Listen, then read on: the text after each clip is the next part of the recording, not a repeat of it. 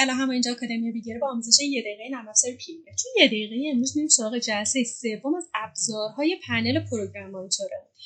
این گزینه استپ فوروارد وان فریم یا استپ بک وان فریم که با کلید جهت‌نمای بک یا فوروارد روی کیبوردتون هم میتونید یه فریم بریم جلو یا عقب. اگه شیفت رو نگه دارین و بک و فوروارد رو بزنید 5 فریم جلو عقب برید. اکسپورت فریم جایی که پلیهدتون روش هسته شما میتونید یه خروجی از اون عکس بگیرید. اینجا اسمش و فرمتش و محل ذخیره‌سازیش تو کامپیوتر رو انتخاب می‌کنید و اگه ایمپورت اینتو پروژکت رو بزنید به صورت یه دونه فایل تصویری تو پنل پروژکتتون ازش خروجی میگیره.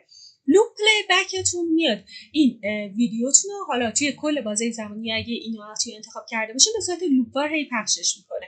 با این گزینه سیف مارجین هم میتونید حاشیه امن تصویر و اون داخلی حاشیه امن متنشون رو داشته باشید و پلی ویدیو اینتو اوت هم میاد ویدیوتون رو توی اون اینو اوتی که انتخاب کردین نمایشتون میده. این سه تا ابزار بمونه واسه جلسه بعدی.